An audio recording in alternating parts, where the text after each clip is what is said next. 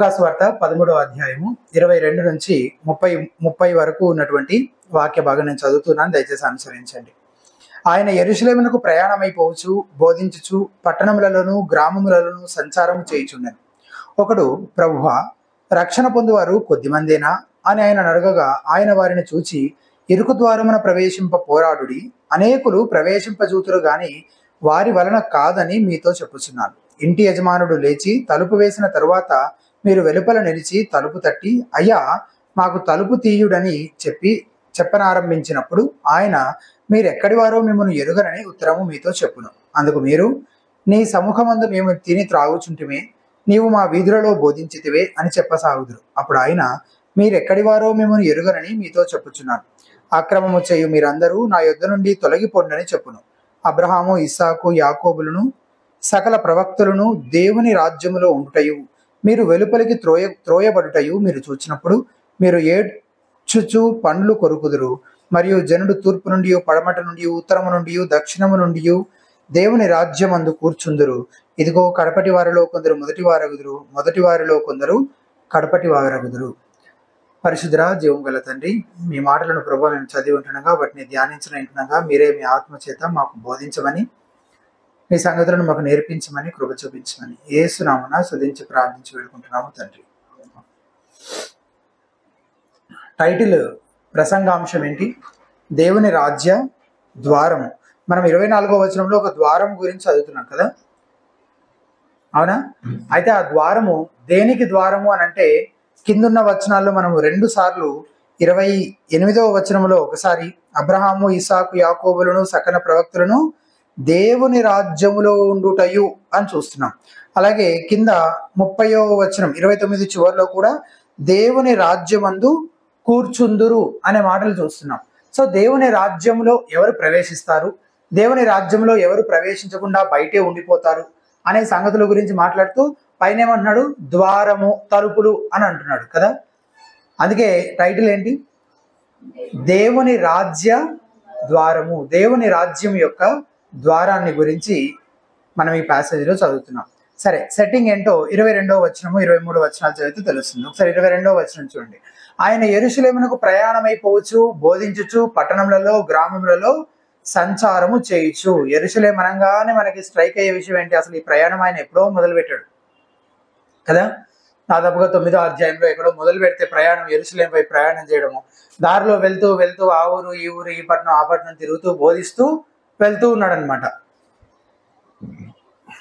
కానీ యెరూషలేము అనగానే మనందరికీ స్ట్రైక్ అయ్యే విషయం ఏంటి? అక్కడే ఆయన అంతిమ తిరస్కారానికి గురవుతాడు, సిలువ వేసి చంపబడతాడు. ఆ మార్గంలో అనేక పట్టణాల్లో గ్రామాల్లో సంచరిస్తూ దేవుని రాజ్యాన్ని బోధిస్తూ ప్రకటిస్తూ వెళ్తున్నాడు. అలా పేరు తెలియదు కానీ ఒక గ్రామానికి వెళ్ళాడు. పేరు తెలీదు కానీ ఒక వ్యక్తి ఒక ప్రశ్న అడిగాడు. ఇవన్నీ ఏంటి ఆ ప్రశ్న? 23వ వచనం చూసి చెప్పండి. ప్రశ్న ఏంటి? ఒకడు, ప్రభువా, రక్షణ పొందువారు కొద్దిమందేనా అని ఆయనను అడుగగా కదా. రక్షణ పొందువారు కొద్దిమందేనా? అసలు ఈ వ్యక్తికి ఈ ప్రశ్న ఎందుకు వచ్చి ఉండొచ్చు? ఆలోచించి చెప్పండి. రక్షణ పొందేవాళ్ళు కొంతమందేనా అనే ప్రశ్న ఎందుకు వచ్చి ఉండొచ్చు? లోకరక్షకుడు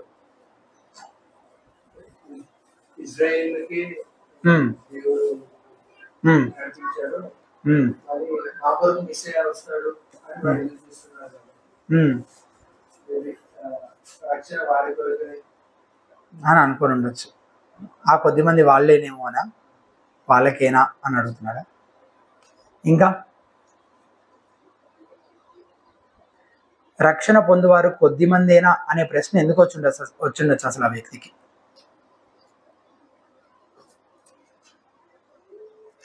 మనము ప్రీవియస్ ప్యాసేజెస్ అన్ని, ఇంతకుముందు చదివిన వాక్య భాగాలన్నీ మనం మెడిటేట్ చేస్తూ వస్తున్నాం కదా. యేసుక్రీస్తు ప్రభు వారి పైన వ్యతిరేకత ఏమవుతుంది? ఎక్కువైపోతుంది ఉండే కొద్ది కదా. సో వ్యతిరేకత ఎక్కువైపోతూ ఉంది కాబట్టి ఆ పెరుగుతున్న వ్యతిరేకత, ఆ జన సమూహాలు వాళ్ళందరూ కూడా మత సంబంధమైన పెద్దలు, నాయకులు, పరిసయ్యులు, శాస్త్రులు వాళ్ళందరూ వ్యతిరేకిస్తున్నారు యేసుక్రీస్తుని. ఆబ్వియస్ గా వాళ్ళని వెంబడించి వాళ్ళ బోధలన్నీ వింటూ వాళ్ళ బోధలను అనుసరించే వాళ్ళందరూ కూడా వాళ్ళ పక్షాన ఉంటారు. ఏదో గుంపులు గుంపులుగా జనసమూహాలుగా యేసుక్రీస్తు బోధిస్తుంది వినడానికి వస్తున్నట్లు అనిపిస్తున్నా నిజంగా ఆయన్ని వెంబడించే శిష్యులు మాత్రం కొద్ది మందే అని తన కళ్ళ ముందు జరుగుతున్న పరిస్థితిని బట్టి నిజంగా అసలు నేను వెంబడించే వాళ్ళు కొద్ది మందేనా? ఇదే సత్య సువార్త కదా, నువ్వే కదా రక్షకుడివి, మెస్సి అవి, మరి నిన్ను వెంబడించట్లేదేంటి జనాలు? కొంతమందే ఉన్నారేంటి నీ పక్షాన? అంటే రక్షణ పొందేది కొద్ది మందేనా అని ఈ ప్రశ్న అడుగుతూ ఉన్నాడు అనమాట. తన కళ్ళ ముందు జరుగుతున్న పరిస్థితి. ప్రీవియస్ అధ్యాయాలన్నీ చూస్తే ఆ వ్యతిరేకత పెరుగుతుంది. అటువైపు ఎక్కువైపోయారు, ఇటువైపు కొద్ది మందే కనబడుతున్నారు. మనం కూడా ప్రపంచ జనాభాలో క్రైస్తవులు ఎంత శాతం ఉండొచ్చు అని లెక్కిస్తే చాలా చాలా తక్కువ మంది ఉంటారు కదా. ఎప్పుడో అప్పుడు మీరు కూడా దేవుని నమ్ముకున్నాక మీకు కూడా ఈ సంగతి చాలా ఆశ్చర్యం కలుగజేసి ఉండొచ్చు. నాకైతే చాలా ఆశ్చర్యమే అనిపించింది. ఎందుకంటే నేను అంతకుముందు ఏమనుకున్నారంటే మొత్తం ప్రపంచవ్యాప్తంగా అసలు క్రైస్తవులే ఉన్నారు ఎక్కడ చూసినా అన్నట్లు అనుకునేవాడిని నేను దేవుని నమ్ముకున్న కొత్తల్లో. అంటే అప్పుడు నా ఆలోచన ఏంటంటే రోమన్ క్యాథలిక్స్, ప్రొటెస్టెంట్స్ అందరూ క్రిస్టియన్సే. క్రైస్తవుడు అని హిందూ అని చెప్పుకునే వాళ్ళందరూ హిందూ అయినట్టు, క్రైస్తవులు అని చెప్పుకునే వాళ్ళందరూ క్రైస్తవులే అని అనుకునేవాడిని. కాబట్టి అబ్బో ఎంతమంది క్రైస్తవులు ఉన్నారో అనుకునేవాడిని. తర్వాత తెలుసుకున్న కొద్దీ అర్థమైన విషయం ఏంటంటే క్రైస్తవులు చాలా తక్కువ మందే ఉన్నారు, చాలా కొద్ది మందే ఉన్నారు. అయితే యేసుక్రీస్తు ప్రభువారు సమాధానం చెప్తూ ఆయన సమాధానం చెప్పిన తీరు ఎట్లా ఉందంటే, అసలు వాళ్ళెవరి గురించి నీకెందుకు, అసలు ఎవరు వస్తారో ఎవరు రారో అనేది కూడా ఒక విధంగా చూస్తే నీకు అనవసరమే. నీ సంగతి ఏంటో ముందు నువ్వు చూసుకో. నువ్వు ఆత్మీయంగా ఎట్లున్నావో అది చూసుకో. నువ్వు రక్షించబడ్డావో లేదో చూసుకో. అంతకంటే ప్రాముఖ్యమైనది ఇంకేదైనా ఉంటుందా? దేవుని రాజ్యంలో ఎంతమంది వస్తారు? కొద్ది మంది వస్తారా? చాలా మంది వస్తారా? వాటన్నింటికంటే ప్రాముఖ్యమైన ప్రశ్న ఏంటి? అసలు నువ్వు ముందు దేవుణ్ణి నమ్ముకున్నావా, నువ్వు రక్షించబడ్డావా అని నువ్వు చూసుకో అన్నట్లుగా అనిపిస్తుంది అనమాట. చాలా మంది పాస్టర్లతోటి అలాగే రెగ్యులర్ గా చర్చికి వెళ్ళే వాళ్ళతో కూడా మాట్లాడుతుంటే కొన్నిసార్లు కాన్వర్జేషన్స్ లో ఏవేవో విషయాల గురించి డిస్కస్ చేస్తూ ఉంటారు. చాలా మంచి థియలాజికల్ విషయాలు, చాలా ఇన్డెప్త్ విషయాలన్నీ మాట్లాడుకొని డిస్కస్ చేయడానికి చాలా మంది ఇష్టపడుతుంటారు. పరలోకం గురించి, త్రిత్వ సిద్ధాంతం గురించి, పాత నిబంధన ప్రవచనాల నెరవేర్పు గురించి, కొన్ని కష్టతరమైన వాక్య భాగాలు వాటి ఇంటర్ప్రిటేషన్స్ గురించి ఇవన్నీ మాట్లాడుకుంటూ ఉంటారు. ఇట్లాంటి థియలాజికల్ డిస్కషన్స్ మంచివే. కానీ అసలు నేను కొంతమందితో జరిగే సంభాషణలు వింటున్నప్పుడు నేను ఐడెంటిఫై చేయగలిగే విషయం ఏంటంటే అసలు వాళ్ళు రక్షణ పొందలేదు. కొంతమంది పాస్టర్లు అలాగే విశ్వాసులు కూడా వాళ్ళు అసలు రక్షణే పొందలేదని వాళ్ళ మాటల్ని బట్టి అర్థమైపోతుంది. కాబట్టి వారికి కావాల్సింది థియాలజికల్ డిస్కషన్స్ కాదు, వాళ్ళకి కావాల్సింది ట్రూత్, గాస్పల్, సత్యం, సువార్త వాళ్ళకి కావాల్సింది. కాబట్టి నేను చిన్నగా ఏం చేస్తుంటాను, మళ్ళీ గాస్పల్ వైపు ఆ డిస్కషన్ని డైవర్ట్ చేసే ప్రయత్నం చేస్తుంటాను. ఇక్కడ యేసుప్రభు వారు ఈ వ్యక్తి కూడా రక్షణ పొందేవారు కొద్ది మందేనా అని అడిగితే ఒక మంచి థియాలజికల్ డిస్కషన్, రక్షణ అది ఎంతమంది పొందుకుంటారు అంటే ఒక మంచి థియాలజికల్ డిస్కషన్ ని ఇనిషియేట్ చేయడానికి ట్రై చేస్తున్నాడు. కానీ యేసుకు ఆ వ్యక్తి యొక్క అంతరంగ స్థితి తెలుసు కాబట్టి ఇంకా జనసమూహంలో ఉన్న అటువంటి వాళ్ళందరిని ఉద్దేశించి ముందు మీరు మీ రక్షణ విషయమై పరిశీలించుకోండి, మీ గురించి ఆలోచించుకోండి, నువ్వు రక్షించబడ్డావా అనే దాని గురించి మాట్లాడుతున్నాడు. ఒకసారి ఆ విషయాన్ని మనం పరిశీలిద్దాము. క్వశ్చన్ చాలా జనరల్ కదా, రక్షణ పొందువారు కొద్దిమందేనా అంటే అది వాళ్ళకి సంబంధించింది కాదు. క్వశ్చన్లో వాళ్ళు లేరు, వాళ్ళ గురించి కాదు అడిగేది, ఓవరాల్గా మనుషులందరి గురించి అడుగుతున్నారు. A general question. ఆయన ఆన్సర్లో గమనించండి ఒకసారి 24వ వచనం. ఆయన వారిని చూసి ఏమన్నాడు, ఇరుకు ద్వారమున ప్రవేశించ పోరాడుడి అని ఎవరికి చెప్తున్నాడు? వాళ్ళకే. అనేకులు ప్రవేశింపజూతురు కానీ వారి వలన కాదని మీతో చెప్పుచున్నాను. ఇంటి యజమానుడు లేచి తలుపు వేసిన తర్వాత మీరు వెలుపల నిలిచి తలుపు తట్టి అయ్యా మాకు తలుపు తీయమని చెప్పనారంభించినప్పుడు ఆయన మీరు ఎక్కడున్నారో మీరు ఎక్కడి వారో మిమ్మును ఎరుగనని ఉత్తరము మీతో చెప్పును. అందుకు మీరు నీ సముఖమందు మేము తిని త్రాగుచుంటిమే, నీవు మా వీధులలో బోధించితివే అని చెప్పసాగుదురు. అప్పుడు ఆయన మీరెక్కడి వారో మిమ్మును ఎరుగనని మీతో చెప్పుచున్నాను, అక్రమం చేయు మీరందరూ నా యొద్ద నుండి తొలగిపోనని చెప్పాను. అబ్రహాము, ఇస్సాకు, యాకోబులను సకల ప్రవక్తలను దేవుని రాజ్యంలో ఉంటయు మీరు వెలుపలకు త్రోయబడుటయు మీరు చూచినప్పుడు మీరు ఏడ్చుచు పండ్లు కొరుకుదురు. మరియు జనులు తూర్పు నుండి, పడమటి నుండి, ఉత్తరం నుండి, దక్షిణ నుండి వచ్చి దేవుని రాజ్యంలో కూర్చుందరు. ఎదుగో కడపటి వారిలో కొందరు మొదటి వారగుదురు, మొదటి వారిలో కొందరు కడపటి వారగుదురు. సో వాళ్ళు అడిగిందేమో చాలా జనరల్ క్వశ్చన్. ఈయన ఎవరి గురించి మాట్లాడుతున్నాడు? మీరు, మీ అని వాళ్ళ గురించి మాట్లాడుతున్నాడు. మీ రక్షణ సంగతి ఏంటో మీరు ఆలోచించుకోండి, మీ పరిస్థితి ఎట్లా ఉందో మీరు చూసుకోండి. ఆబ్వియస్గా అంతకంటే ప్రాముఖ్యమైనది ఇంకేది లేదు. సరే వీళ్ళంతా ఎవరు? విగ్రహారాధికుల? ఈ జనసమూహం అంతా విగ్రహారాధన చేసేవాళ్ళ? కాదు, మత సంబంధమైన వాళ్ళు, రిలీజియస్ పీపుల్ కదా, మత సంబంధమైన ప్రజలు. యెహోవా దేవుడు తెలుసు, లేఖనాలు తెలుసు, పితరుల దేవుడిని ఎరిగిన వారే, కానీ మారు మనసు లేదు, దేవునితో ఎటువంటి వ్యక్తిగత సంబంధము లేదు. కేవలం బాహ్య ఆచారాల్లోనే చిక్కుకుపోయి మేము ఆటోమేటిక్గా బై డిఫాల్ట్ పరలోకానికి వెళ్ళిపోయే వాళ్ళమే అని అనుకుంటున్నారు. ఈ రోజుల్లో కూడా ఇటువంటి మత సంబంధమైన ప్రజలు ఉన్నారు. అంటే యేసుక్రీస్తు ఎవరో తెలుసు, వాక్యం తెలుసు, వారం వారం చర్చకొచ్చి వింటుంటారు, తాత ముత్తాతలు తల్లిదండ్రులు క్రైస్తవులే, కానీ తిరిగి జన్మించలేదు, మారు మనసు పొందలేదు, అలాంటి ఆచారాల్లోనే చిక్కుకుపోయి ఆటోమేటిక్గా మేము బై డిఫాల్ట్ మేము పరలోకానికి వెళ్ళిపోతాము అని అనుకుంటున్నారు. ఇలాంటి ప్రజలందరూ ఎక్కడ ఉంటారు? కంఠేశ్వర ఆలయంలో ఉంటారా?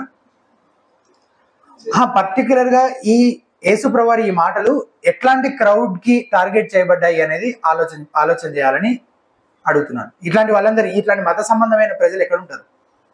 చర్చిలోనే ఉంటారు కదా. సో బేసిక్గా ఈ యేసుప్రభువారు ఈ కింద చెప్పే మాటలన్నీ ఎవరికి? చర్చ్ క్రౌడ్కే, సంఘంలో ఉన్న వాళ్ళకే చెప్తున్నాడు ఈ మాటలన్నీ. అత్యంత ప్రాముఖ్యమైన రక్షణకు సంబంధించిన విషయాలు మాట్లాడుతూ 24లో ఆయన మొదటిగా చెప్పిన విషయం ఏంటది? ఆయన వారిని చూచి ఇరుకు ద్వారమున ప్రవేశింప పోరాడుడి. ఇరుకు ద్వారము, పెద్ద పెద్ద ఉపన్యాసాలు ఏం కాదు, సూటిగా ప్రశ్నకు సమాధానం. ఇరుకు ద్వారమున ప్రవేశింప పోరాడుడి. పరలోకంలోకి ప్రవేశించడానికి అనేక ద్వారాలు లేవు. ఎన్ని ద్వారాలు ఉన్నాయి? ఒకటే. ఎక్కడుంది అది? చూసారా మీరు ఎప్పుడైనా? ఎక్కడుంది ఆ ద్వారం? యేసుక్రీస్తు ప్రభువారు అంటారు కదా యోహాను 14:6లో, నేనే మార్గమును సత్యమును జీవమును, నా ద్వారానే తప్ప ఎవడును తండ్రి వద్దకు రాడు. సో పరలోకంలోకి ఎవరైనా ప్రవేశించాలంటే ఆ ద్వారం గుండా రావాలంటున్నారు. యేసు ప్రభు ఏమో నా ద్వారా తప్ప ఎవడు తండ్రి వద్దకు రాలేడు అంటున్నాడు. మరి అప్పుడు ఆ ద్వారం ఎవరై ఉండాలి? యేసుక్రీస్తు ప్రభువారే అయి ఉండాలి. చాలా మందికి ఈ మాటలు నచ్చవు. చాలా మంది ఏమనుకుంటారు? అన్ని దారులు కలిసి ఆ పరమాత్మని చేరుకునే వైపే నడుస్తున్నాయని అంటారు. కాబట్టి ఎవరికి వీలైనంత వరకు వాళ్ళు ఏదో విధంగా ఏదో మార్గంలో భక్తి చేసుకుంటూ వెళ్తే ఫైనల్ గా పరము చేరుకుంటారు, పరలోకం చేరుకుంటారని అంటారు. మీకు అర్థమైంది? అది మొత్తం చాలా దారులు ఉన్నాయి. ఇప్పుడు హిందూ మతం అని, బౌద్ధ మతం అని, ఇస్లాం అని, ఇంకో మార్గం. ఈ మార్గాలన్నీ ఫైనల్ గా ఏమవుతాయంట? దేవుని దగ్గరికే మనల్ని చేరుస్తాయంట. నిజమా? అస్సలు కాదు. ఒకే ఒక్క మార్గము, అది ఇరుకు ద్వారము. ఈ యేసు క్రీస్తు ద్వారానే ఎవరైనా తండ్రి యొద్దకు రాగలరు, పరలోకము చేరగలరు. అది వెడల్పుగా ఉండాలా లేక ఇరుకుగా ఉండాలా? ఇరుగ్గా ఉంటే ఎంత ఇరుగ్గా ఉండాలి అనేది ఎవరు నిర్ణయించాలి? దేవుడు. కొద్దిమందేనా? కొద్దిమందే. ఎంతమంది పట్టాలి, ఎంతమంది ఇరకాలో ఎవరు నిర్ణయిస్తారు? ఆయన నిర్ణయిస్తాడు. ఆయన బాగా వెడల్పుగా పెట్టాలంటే వెడల్పుగానే పెట్టేవాడు, కానీ అట్లా అనుకోలేదు ఆయన. ఆయన ఏమనుకున్నాడు? ఇరుకుగానే పెట్టాలనుకున్నాడు. దానిలో పోరాడి అందులో ప్రవేశించే వాళ్ళు కొద్దిమందే ఉంటారన్న సంగతి ఆయనకు తెలుసు. అదే ఆయన ఉద్దేశం. కాబట్టి ద్వారాన్ని ఎట్లా పెట్టాడు? ఇరుకు ద్వారముగానే పెట్టాడు. మరి ఆ ఇరుకు ద్వారం గుండా ప్రవేశించడానికి పోరాడుడి అని అంటున్నారు. ఏంటి పోరాడాలా? ప్రవేశించడానికి పోరాడాలా? ఆ ప్రవేశం ఏంటి అసలు? దేంట్లోకి ప్రవేశం? అది దేవుని రాజ్యంలోకి. అంటే అది మన రక్షణకు సంబంధించిన విషయం. దానికోసం మనం పోరాడాలా?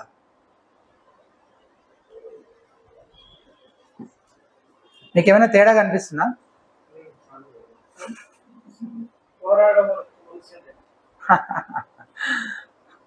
ఏం తేడా కనిపిస్తుంది చెప్పు. రక్షణ అనేది ఉచితమైన బహుమానం కదా, విశ్వాసం ద్వారా కృపచేతనే కదా అనే ప్రశ్న వస్తుంది. అయితే ఇక్కడ పోరాటం అంటే ఏంటో లూకాసు వార్త 9వ అధ్యాయం 23-24 వచనాలు చదివితే, కొంచెం ఒక 2 అధ్యాయాలు వెనక్కి వెళ్ళి ఇదే లూకాసు వార్తలో 9వ అధ్యాయం 23-24 వచనాలు చదివితే ఆ పోరాటం అంటే ఏంటో తెలుస్తుంది. ఎవడైనను నన్ను వెంబడింపగోరిన ఎడల ఉపేక్షించుకొని ప్రతి దినము తన సిలువను ఎత్తుకొని నన్ను వెంబడింపవలెను. 24 తన ప్రాణమును రక్షించుకున్న గోరువాడు. ఇది ఏంటో ఎక్స్ప్లెయిన్ చేయండి ఎవరైనా. తన ప్రాణమును రక్షించుకున్న గోరువాడు దాన్ని పోగొట్టుకున్నాడు అనే వాటిని ఎక్స్ప్లెయిన్ చేయండి.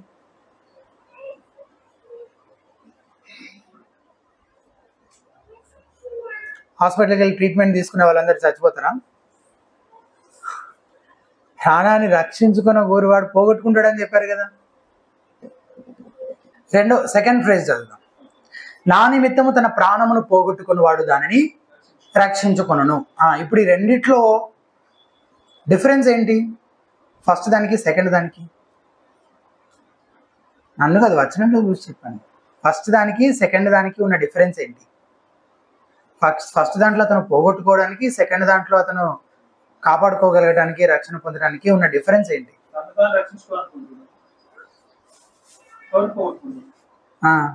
ఇక్కడ యేసుప్రభుని రక్షించాలనుకుంటున్నాడా?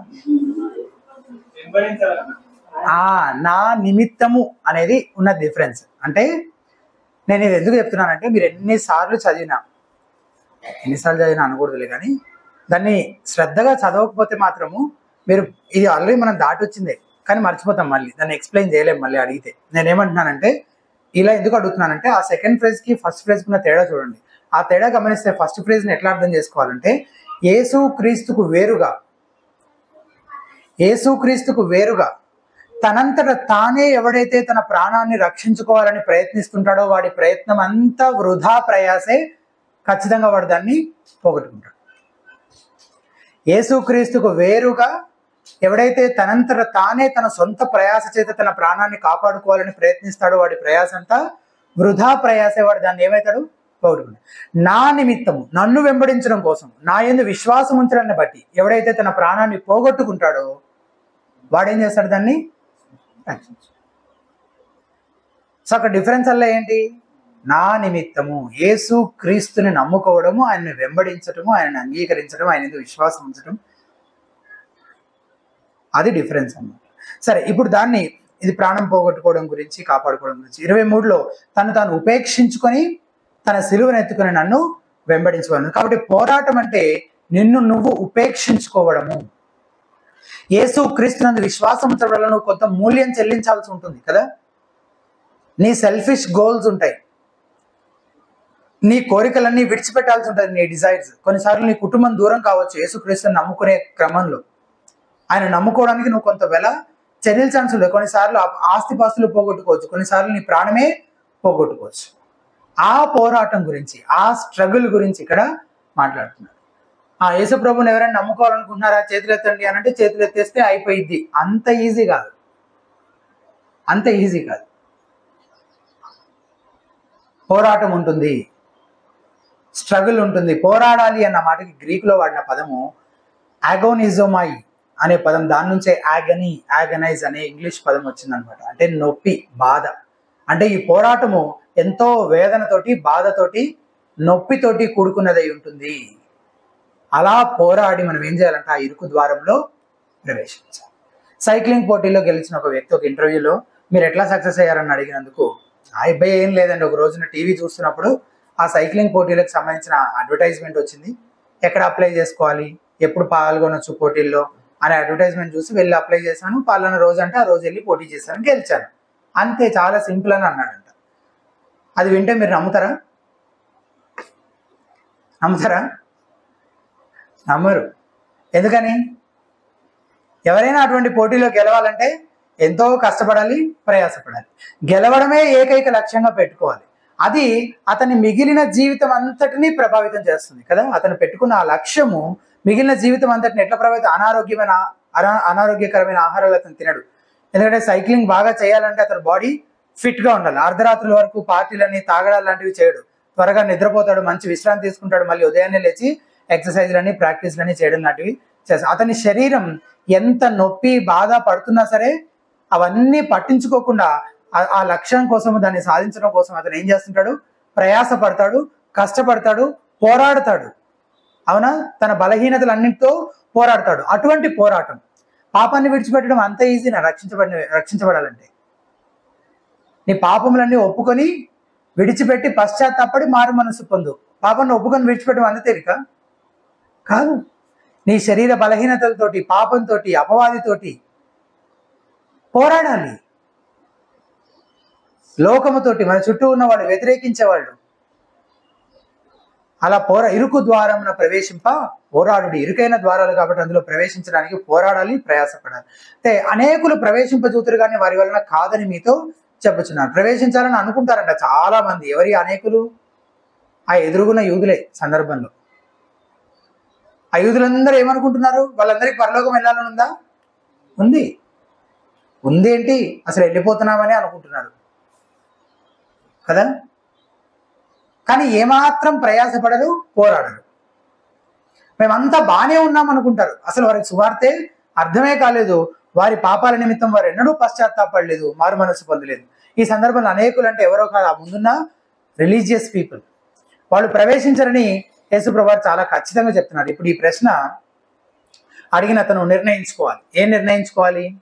అతను ఆ మత పెద్దలతోటి ఆ మెజారిటీ క్రౌడ్ ఎవరైతే ఉన్నారో వాళ్ళ పక్షంగా ఉండాలా, లేకపోతే వాళ్ళందరినీ ఎదిరించి ఆబ్వియస్గా ఇప్పుడు యేసుక్రీస్తుని నమ్ముకుంటున్న వాళ్ళకి ఏం చేస్తున్నారని చదివాం మనము ప్రీవియస్ ముందున్న అధ్యాయాల్లో? సమాజ మందిరాల్లో నుంచి వెలివేస్తున్నారు అని చదివాం మనం కదా. అంటే ఇప్పుడు ఇతను యేసుక్రీస్తుని ఒకవేళ వెంబడించాల్సి వస్తే ఏం చేయాలా? ఆ మెజారిటీలో ఉన్న సంఖ్యలో ఉన్నటువంటి వాళ్ళందరినీ ఎదిరించాలా, వాళ్ళని తిరస్కరించి వాళ్ళని కాదని అప్పుడు ఇతను యేసుక్రీస్తుని వెంబడించాలి. సో పోరాటం అక్కడే కనబడుతుంది కదా. ఇరుకు ద్వారమున ప్రవేశించాలంటే పోరాటం. వాళ్ళెవ్వరూ ప్రవేశించరు, వాళ్ళని వెంబడించే వాళ్ళు కూడా ప్రవేశించేలాగా వాళ్ళు నడిపించలేరు. అయితే అటు వెళ్ళాలి, లేకపోతే యేసుక్రీస్తుని నమ్ముకోవాలి. మరి నీ సంగతి ఏంటి? ఈ ఇరుకు ద్వారమున ప్రవేశించడానికి నువ్వు ఎన్నడైనా పోరాడడం మొదలు పెట్టావా? అసలు నిన్ను నువ్వు ఉపేక్షించుకున్నావా? ఇది నీలో ప్రారంభమైతే నీ జీవితాంతం నీలో ఇది కనబడుతూనే ఉంటుంది. ఎప్పటికీ నిన్ను నువ్వు ఉపేక్షించుకుంటూ ప్రతి దినము నీ సిలువను ఎత్తుకొని నువ్వు యేసుక్రీస్తుని వెంబడిస్తూ, నిన్ను నువ్వు కాదనుకొని నిన్ను నువ్వు తగ్గించుకుంటూ, నీదేమీ లేదని అంగీకరిస్తూ, నీ స్వయాన్ని చంపుతూ, విడిచిపెడుతూ, వదిలిపెడుతూ ఈ సిలువ ఎత్తుకుని ప్రభువుని వెంబడిస్తావు. ఆయన నిమిత్తం నీ ప్రాణం పోగొట్టుకోవడానికైనా సిద్ధపడతావు. అలా నువ్వు పోరాడుతున్నావా? లేక ఇంకా నీ గురించి, నీ సొంత కోరికల గురించి, వాటి గురించే ప్రాకులాడుతూ, ఇహ సంబంధమైన వాటి గురించి, లోక సంబంధమైన వాటి గురించి, శరీర సంబంధమైన వాటి గురించి ప్రాకులాడుతున్నావా? పరిశీలించుకోవాలి. రెండవది, త్వరలోనే మూసివేయబడే ద్వారం ఇది. ఇరుకు ద్వారమే, కొందరే వస్తారు. అది కూడా ఎప్పుడు ఒక దినాన క్లోజ్ అయిపోతుందంట. అది కూడా తొందరలోనే. కాబట్టి మీ రక్షణ విషయమై తక్షణమే శ్రద్ధ వహించాలి. ఎప్పుడు క్లోజ్ అయితే మనకు తెలియదు ఆ డోర్. 25వ వచనం నుంచి చూడండి. ఇంటి యజమానుడు లేచి తలుపు వేసిన తర్వాత మీరు వెలుపల నిలిచి తలుపు తట్టి ఏమంటారంట, అయ్యా మాకు తలుపు తీయమని చెప్పనారంభించినప్పుడు ఆయన మీరు ఎక్కడి వారో మిమ్మల్ని ఎరుగనని ఉత్తరము మీతో చెప్పును. అందుకు మీరు నీ సముఖమందు మేము తిని త్రాగుచుంటిమే. ఇదిగో చూసారా, మేమేం చేసాం? నీ ఎదుటే తిని త్రాగుతూ ఉన్నాం. మనందరం కలిసి భోజనం చేశాం కదా. నీవు మా వీధులలో బోధించితివే. ఇదిగో ఇప్పుడు ఆయన చేస్తున్న ఆ పని గురించే. యేసుప్రభువు ఇప్పుడు వాళ్ళ మధ్యలో ఉండే బోధిస్తున్నాడు కదా. అలాగని మీరు అంటారు ఆ రోజున తలుపు వేసేసిన తర్వాత బయట నుంచొని, నువ్వు మా వీధుల్లో తిరిగి బోధించావు కదా, మనందరం కలిసి భోజనం చేశాం కదా అని అంటే అప్పుడు ఆయన ఏమంటాడంటే 27వ వచనం, అప్పుడు ఆయన మీరు ఎక్కడి వారో మిమ్మల్ని ఎరుగనని మీతో చెప్పుచున్నాను, అక్రమము చేయి మీరందరూ నా ఎదురు నుండి తొలగిపోండని చెప్పును. తలుపు వేయబడే సమయం ఒకటి రాబోతుంది. తలుపు వేయబడిందంటే ఇక వేయబడింది, అయిపోయినట్టే. ఇంకా మళ్ళీ ఎవరైనా వచ్చి తలుపు తడితే మళ్ళీ ఓపెన్ చేయడం ఉంటుందా? ఇక ఉండదు. లోపల ప్రవేశించిన వారు లోపలే ఉండిపోతారు, బయట విడిచిపెట్టబడిన వాళ్ళు, మిగిలిపోయిన వాళ్ళు బయటే ఉండిపోవాలి. ఇంకా అయితే ఆ తలుపు ఎప్పుడు మోయబడుతుంది?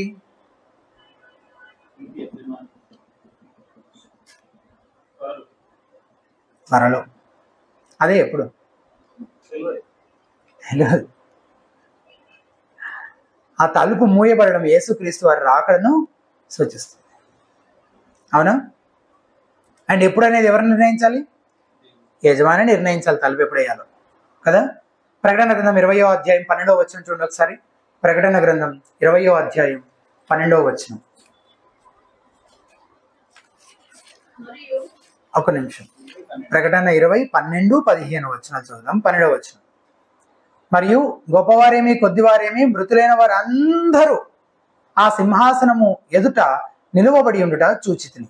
అప్పుడు గ్రంథములు విప్పబడెను, మరియు జీవగ్రంథమును వేరొక గ్రంథమును విప్పబడెను. ఆ గ్రంథముల యందు వ్రాయబడి ఉన్న వాటిని బట్టి తన క్రియల చొప్పున మృతులు తీర్పు పొందిరి. 15వ వచనం, ఎవని పేరైనను జీవ గ్రంథమందు వ్రాయబడినట్టు కనబడని ఎడల వాడు అగ్నిగుండములో పడవేయబడెను. ఆయన త్వరలో రానయ్యున్నాడు కనుక నీ రక్షణ గురించి నువ్వు ఈరోజే ఆలోచించుకోవాలి, ఇప్పుడే నిర్ణయించుకోవాలి. వాస్తవానికి తీర్పు దినం వరకు కూడా మనిషికి అవకాశం ఉండకపోవచ్చు. అంటే వ్యక్తిగతంగా ఒక్కొక్కరి గురించి ఆలోచిస్తే నీ విషయంలో ఆ తలుపు ఎప్పుడు మూయబడాలో స్పెసిఫిక్గా నిర్ణయించబడింది. ఎప్పుడు? ఒకవేళ ఆయన రాకడ ఆలస్యం అయితే మరణం. ఒకవేళ ఆయన రాకడ ఆలస్యం అయితే పర్టికులర్గా నీ విషయంలో ఆ ద్వారం గుండా నువ్వు లోపలికి ప్రవేశించే ఆ తలుపు, ఆ అవకాశం ఎప్పుడు మూయబడినట్టు? నీ మరణంతో అయిపోయినట్టు. మనుషులు ఒక్కసారే మృతి పొందవలను, వాళ్ళని నియమింపబడెను, ఆ తర్వాత తీర్పు జరుగును, అంతేగా. ఆ తర్వాత మళ్ళీ రక్షణకి ఇంకా అవకాశము లేదు. అయితే నీ రోజు ఎప్పుడో నీకు తెలియదు కనుక నీ రక్షణ విషయంలో తలుపు వేయబడే లోపే నువ్వు దేవునితో సరైన సంబంధంలోనికి రావాలి, ఆ ఇరుకు ద్వారమున ప్రవేశించాలి. నువ్వు అనుకుంటూ ఉండొచ్చు, నేను మంచి ఆరోగ్యంగా ఉన్నాను కదా, ఫిట్గా యంగ్గా ఉన్నాను కదా, ఇదే శర్మను నేను కొన్ని సంవత్సరాల నుంచి వింటున్నాను, వస్తాడని. ఇంకెప్పుడు వస్తున్నాడు? వచ్చాడు ఇప్పుడు దాకా? రాలేదు. ఇప్పుడు అప్పుడే రావట్లేదు, ఇంకా చాలా టైం పట్టవచ్చు. యేసు ప్రభు. మరి మరణము, ఇంత హెల్దీ పర్సన్ అసలు నేను, ఎంత ఆరోగ్యానికి సంబంధించిన ఎన్ని జాగ్రత్తలు తీసుకుంటాను, మరీ అంత తొందరగా పోన్లే, నేను ఇంకా చాలా కాలం బ్రతుకుతాను కావచ్చు, నాకు చాలా అవకాశం ఉంటుంది కావచ్చు అని అనుకునే వాళ్ళందరూ మూర్ఖులు, తెలివి తక్కువ వారు. ఎందుకంటే ఆయన ఎప్పుడు వస్తాడో తెలీదు, నీ మరణ దినం ఎప్పుడో కూడా నీకు తెలియదు. మెస్సియా మాటలు వింటున్న ఆ జనసమూహానికి కూడా ఇది వర్తిస్తుంది. మెస్సియా వారి మధ్యలో ఉన్నాడు, ఇప్పుడు వారికి ప్రకటిస్తున్నాడు దేవుని రాజ్య సువార్త. ఇప్పుడు ఆ మాటలన్నీ వాళ్ళు వినగలుగుతున్నారు. కానీ త్వరలో ఏమవుతుంది? ఆయన యెరూషలేము చేరుకుంటాడు, అక్కడ ఆయన చంపబడతాడు. మరికొన్ని సంవత్సరాలకి టైటస్ అనే చక్రవర్తి యెరూషలేమును నాశనం చేయబోతున్నాడు. అప్పుడు యూదులందరూ ఏటాళ్ళు చెదిరిపోతారు. ఏమో ఆ తర్వాత ఇంకెవరైనా అసలు ఆ గ్రామానికి వస్తారో లేదో, ఎవరైనా మళ్ళీ వాళ్ళకి సువార్త ప్రకటిస్తారో లేదో, అసలు అప్పటిదాకా ఎవరైనా వచ్చేలోపు వీళ్ళు బ్రతుకుంటారో లేదో. ఇప్పుడు ఆయన వారి మధ్యలోనే నుంచొని వారు ఆ మాటలు ప్రకటిస్తున్నప్పుడే వాళ్ళకి అదే సమయము, అదే తరుణం. నీ పరిస్థితి, నా పరిస్థితి కూడా తలుపు వేయబడిన తర్వాత తీర్పు దినాన అప్పుడు బాధపడితే ఇక ప్రయోజనము. ఇప్పుడు వాళ్ళందరూ బయట నిల్చొని తలుపు తట్టు అడుగుతున్నారు, మనం అందరం కలిసి ఆ పలానా చోట డిన్నర్కి వెళ్ళాం కదా, అవునా, నువ్వు పలానా స్ట్రీట్ నెంబర్, ఆ పలానా స్ట్రీట్లో చంద్రశేఖర్ కాలనీలో నువ్వు నిలబడి చెప్తుంటే మేము అందరం విన్నాం కదా అంటే అప్పుడు బాధపడితే ప్రయోజనము ఉండదు. జేసీ రైల్ అనే భక్తుడు నరకాన్ని గురించి ఆయన ఎట్లా డిఫైన్ చేశాడు ఒక మాట, నాకు చాలా నచ్చింది ఈ మాట. హెల్ is nothing but truth known too late.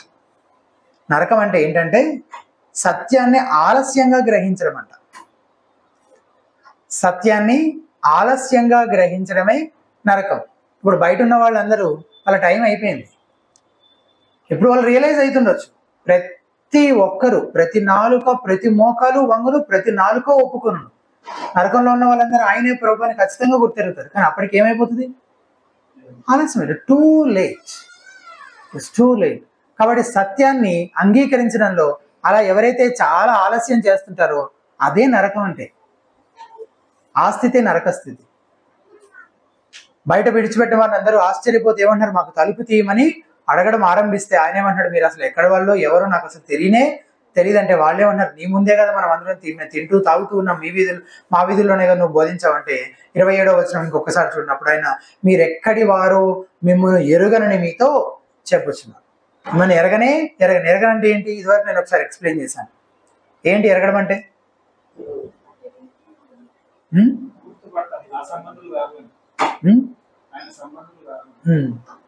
మీరేదో చెప్తున్నారు.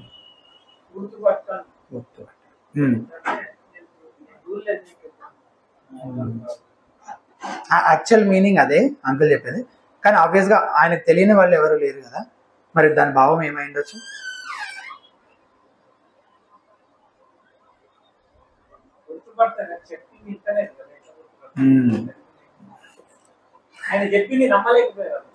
ఆయనతో ఎటువంటి సంబంధం, వ్యక్తిగత సంబంధము లేనివారు. ఆయనతో వ్యక్తిగతంగా సంబంధం ఉన్న వాళ్ళని ఆయన ఎరగడము అని అంటారు. ఈ పదాన్ని ఆ ఇంటిమేట్ రిలేషన్షిప్ ని అది సూచిస్తుంది అని చెప్పడానికి వివాహ సంబంధంలో కూడా వాడతారు ఆ పదం. మీరు చదివారా పాత నిబంధనలో? ఎగ్జాంపుల్ చెప్తున్నాను, అబ్రహాం శారా విషయంలో ఆ పదం వాడారో లేదు, కానీ అబ్రహా శారాను ఎరిగెను అని ఏంటి దాని అర్థం?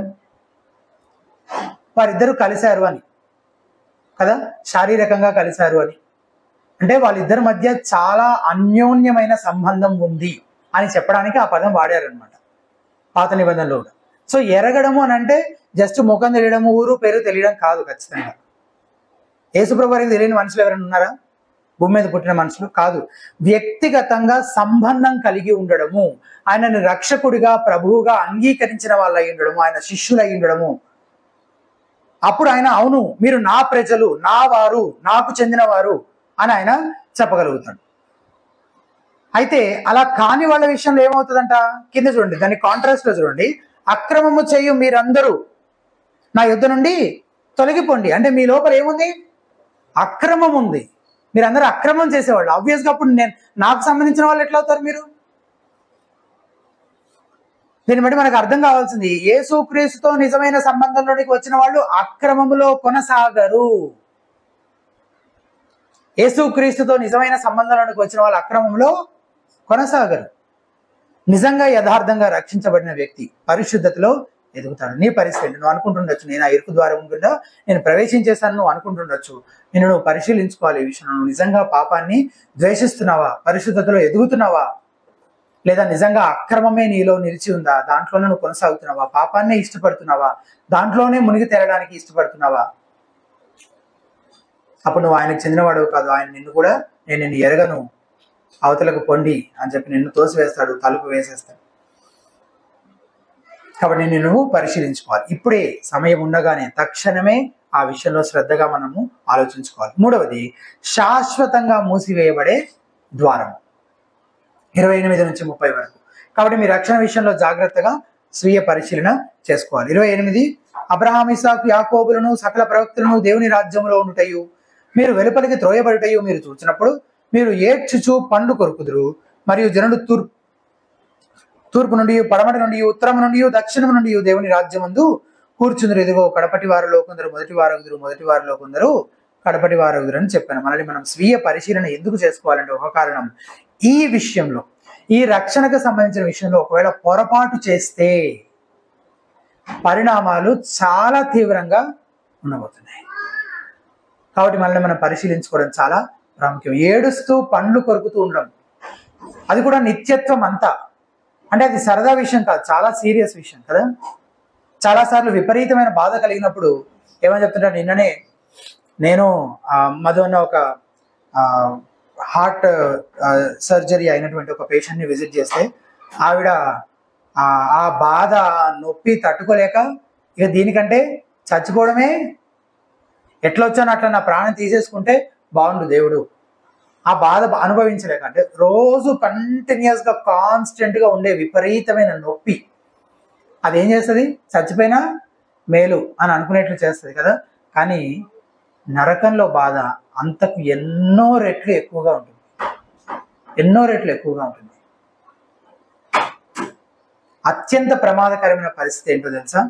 ఈ యూదుల్లాగా నేను పరలోకానికే వెళ్తున్నాను, నేను వెళ్ళిపోతున్నాను, నేను పరలోకానికే వెళ్తున్నానన్న భ్రమలో ఉండడం.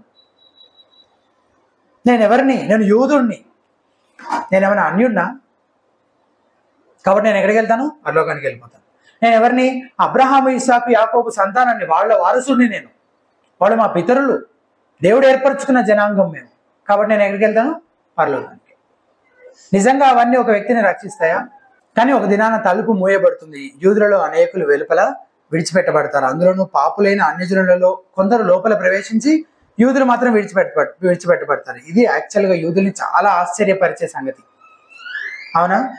ఇక్కడ చెప్పారు కదా, తూర్పు నుండి, పడమటి నుండి, ఉత్తరం నుండి, దక్షిణం నుండి అన్నారు కదా. అంటే రకరకాల జాతుల వాళ్ళందరిలో నుంచి అన్యజనులు అందరూ ఏమవుతారంట, లోపలికి వచ్చి ఈ పితరులతో పాటు కూర్చుంటారు, భోజనం చేస్తారంట.